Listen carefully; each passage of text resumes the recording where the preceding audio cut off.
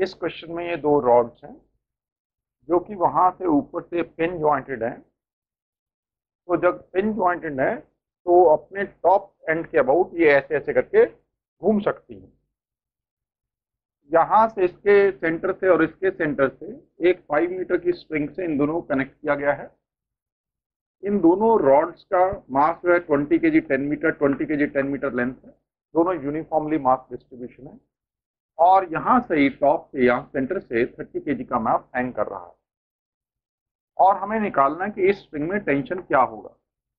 अगर हम इस स्ट्रिंग को कट कर देंगे और coefficient of friction between the surface and these rods that is equal to 0, that is frictionless surface area। अगर हम इस स्ट्रिंग को काट देंगे तो ऑब्वियसली पूरा का पूरा स्ट्रक्चर नीचे इस तरह से आ जाएगा, ये ब्लॉक नीचे आ जाएगा एक से। तो इस स्ट्रिंग में टेंशन है जो कि इसको इस तरफ और इसको इस तरफ नहीं जाने देता है। अब हमने इस स्ट्रिंग में ये टेंशन निकालना है। तो अब अगर हम देखें तो ये ऑब्वियसली इक्विलिब्रियम रिजिड बॉडीज का क्वेश्चन है।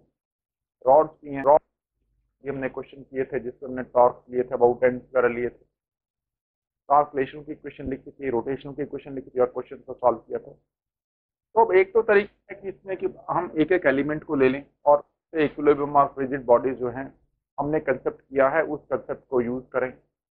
लेकिन दूसरा जो अगर हम देखते हैं तो इस क्वेश्चन को बहुत इजीली सॉल्व कर सकते हैं अगर हम पूरे के पूरे स्ट्रक्चर को एज वन फ्री बॉडी ले लेते हैं और इसके ऊपर देखते हैं एक्सटर्नल फोर्सेस क्या लग रही हैं। अब इसका क्या मतलब है, अगर हम इस पूरी की पूरी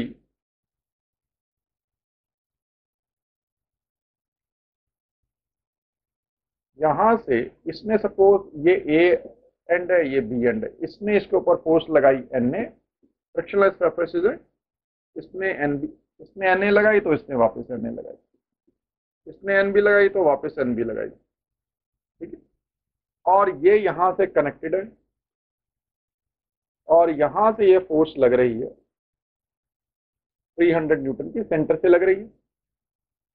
ये 5 मीटर है, ये 5 मीटर है, ये भी 5 मीटर है, क्योंकि इसके सेंटर में टोटल 10 मीटर है तो ये 5 मीटर हो गया, ये भी 5 मीटर हो गया, ये भी 5 मीटर हो गया। तो सारे एंगल 60 डिग्री हो गए, ये भी 60 डिग्री हो गया, ये भी 60 डिग्री हो गया, ये भी 60 डिग्री हो गया, क्योंकि यूनिफॉर्म मास डिस्ट्रीब्यूशन है इसके 10 मीटर के सेंटर में। तो यहाँ पर ही इसका 200 न्यूटन की फोर्स इधर लग रही है और इसका भी जो है 200 न्यूटन की फोर्स इसके सेंटर में लग रही है। तो इसके ऊपर ये दो रॉड स्ट्रिंग, अगर ये हमने पूरा का पूरा एक स्ट्रक्चर ले लिया, एक फ्री बॉडी ले ली, तो इसके ऊपर एक्सटर्नल फोर्सेस कौन कौन सी लग रही है? एक्सटर्नल फोर्सेस जो बाहर से लग रही है। एक तो है अर्थ जो इसको खींच रही है, अर्थ नीचे की तरफ एमजी लगा रही है, इसका एमजी, इसका एमजी और इसका एमजी। इसके अलावा ये इन दोनों एंड्स के ऊपर ये इस सरफेस को नीचे पुश कर रहा है तो ये वाला सरफेस वापस फोर्स लगाएगा। To every action there is equal and opposite reaction. तो इसके ऊपर, इस स्ट्रक्चर के ऊपर जो एक्सटर्नल फोर्स लग रही है 5 फोर्सेस लग रही है। एन में 200 newton, 300 newton, 200 newton and N B newton, यही लग रही है। सो दैट हम अपने स्ट्रक्चर के ऊपर ही कॉन्सेंट्रेट कर रहे हैं, हम इसको रिमूव कर रहे थे। अब अगर हम कॉमन सेंस से देखें, पूरा का पूरा सिमेट्रिकल स्ट्रक्चर है तो यहाँ पे N A equal to N B आना चाहिए। दोनों का वेट भी सेम है, दोनों का वेट 200 न्यूटन 200 न्यूटन है, दोनों का यूनिफॉर्म लेंथ बराबर है इनकी। तो because of symmetry I can say कि दोनों का यहाँ पे नॉर्मल रिएक्शन जो है एन और एन रहेगा, ठीक है, दोनों की वैल्यू सेम रहेगी। अब अगर हम जो है डायरेक्टली टॉर्क अबाउट ए ले लें, हम देख रहे हैं इस एक्सिस के अबाउट ये पूरा का पूरा स्ट्रक्चर रोटेट तो नहीं कर रहा है। अगर रोटेट नहीं कर रहा है तो net torque about A that should be equal to 0। इसका मतलब ए के about clockwise movement should be equal to anti clockwise movements, ऐसे ही होगा। इसके अलावा अगर हम देखें कि ये 60 डिग्री है और ये भी 60 डिग्री है, तो एक ये फोर्स हम कर रहे हैं। ये 10 मीटर है, 10 मीटर है तो ये यहाँ से यहाँ भी ये 10 मीटर है। ये 10 मीटर है तो ये यहाँ से यहाँ 5 मीटर हो गया। ऑब्वियसली ये कितना है, ये है 10 मीटर है, ये 60 डिग्री है, 10 cos 60 कितना हो गया, 5 मीटर हो गया। तो ये यहाँ से यहाँ तक की लेंथ 5 मीटर है। इसी तरह से ये जो 5 मीटर है तो ये लेंथ कितनी हो गई, ये यहाँ से यहाँ तक की जो लेंथ हो गई ये 5 cos 60। cos 60 कितना होता है, हाफ होता है। तो ये जब 5 cos 60, ये 5 इंटू हाफ, ये कितनी हो गई, ये हो गई 2.5 मीटर हो गई। तो दिस इज 2.5 मीटर। सिमिलरली ये भी 2.5 मीटर हो गई और ये वाली भी जो है ये यहाँ से यहाँ तक की ये भी 2.5 मीटर हो गई। तो ये सारी की सारी जो लेंथ है ये 2.5 मीटर, 2.5 मीटर, 2.5 मीटर हो गई। तो ये यहाँ से ये भी 2.5 मीटर हो गई है, ये वाली भी, ये वाली भी, ये वाली भी, ये वाली भी 2.5 मीटर है सारी। तो मिला के 2.5 इंटू 4 10 मीटर आ गया।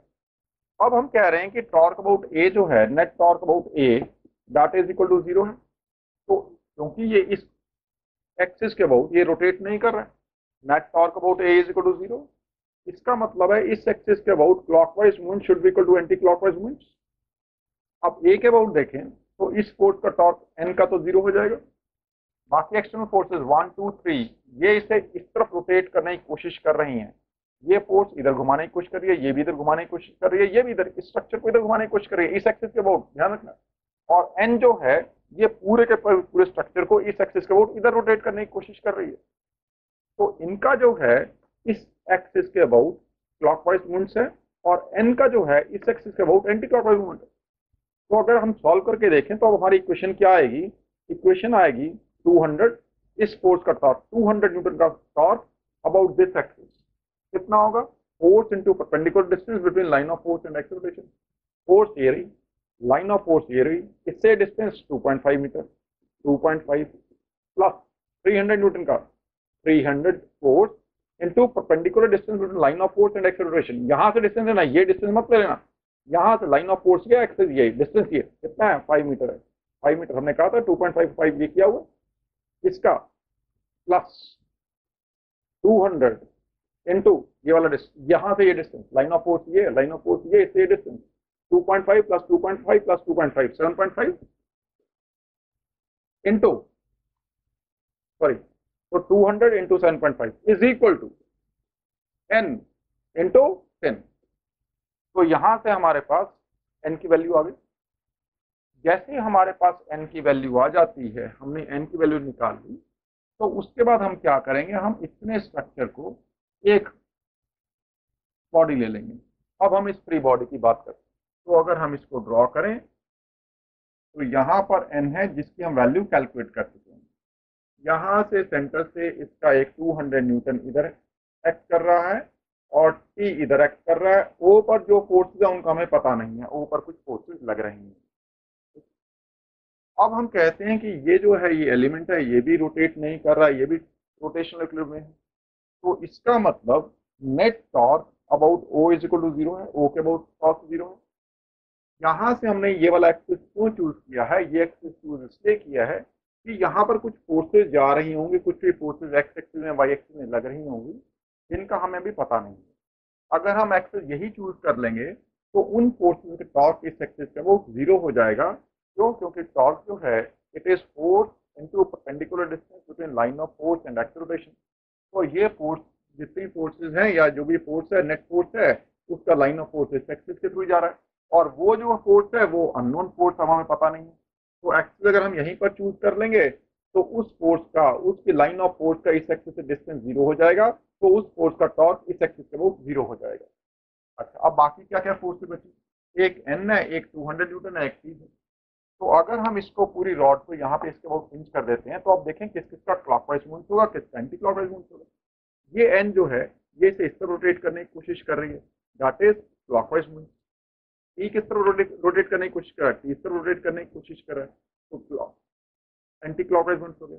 200 न्यूटन देखिए किस तरफ कोशिश कर रहा है रोटेट करने की, 200 न्यूटन इस तरफ फोर्स जाता है, ये इस तरफ जाता है, तो ये भी इसे इस तरफ एंटी क्लॉकवाइज मूवमेंट रिस्पॉन्सिबल है। तो 200 न्यूटन भी से एंटी क्लॉकवाइज डायरेक्शन में रोटेट करने की कोशिश कर रहा है। टेंशन की डायरेक्शन देखना, टेंशन की डायरेक्शन अगर ये फ्री बॉडी लेते हैं तो टेंशन की डायरेक्शन ये होगी, अगर इसको फ्री बॉडी करेंगे तो टेंशन की डायरेक्शन ये होगी। इसमें ये स्ट्रिंग है, स्ट्रिंग के थ्रू फोर्स ट्रांसमिट हो रही है, स्ट्रिंग के थ्रू ये वाली रॉड इसको इधर खींच रही है और ये वाली रॉड इसको इधर खींच रही है। To have reaction there is equal and opposite reaction. और ये कंसेप्ट हमने जब फोर्स डायग्राम ड्रॉ करना सीखा था, ये हमने तब भी किया था। तो टी की डायरेक्शन जो है वो इस तरफ होगी। अब net torque about O is equal to 0 है, तो अब क्या करें? क्लॉकवाइज मूवमेंट से एंटी क्लॉकवाइज मूवमेंट्स कर दें। हमें अभी तक क्या पता है? अभी तक हमें n की वैल्यू पता है। और ये देखें, ये हमें दिया हुआ है 10 मीटर दिया हुआ है और ये यहाँ से 60 डिग्री है और हमें ये डिस्टेंस भी पता ही है, दैट इज ये कितना है? ये 2.5 मीटर है। यहाँ से ये कितना है? ये भी 2.5 मीटर है। ऐसे ही है। तो clockwise movements equal anti clockwise movements. इसका clockwise moves, that is n, the value which is known to us, n into torque of this force about this axis. Torque of this force about this axis, how we can calculate? Force into perpendicular distance between line of force. ये line of force है, इससे ये distance, ये वाला distance, ये कितना है?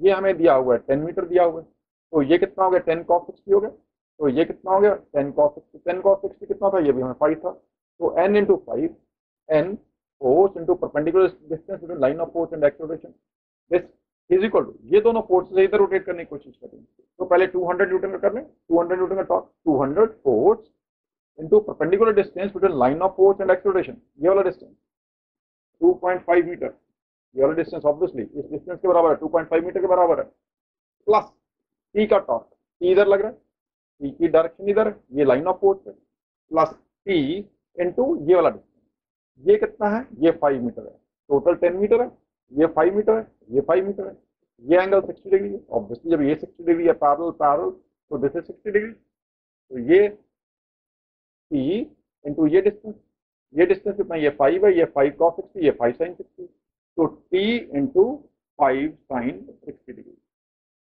तो यहां से हमें n की वैल्यू पता है, बाकी वैल्यूज पता है, तो द वैल्यू ऑफ टी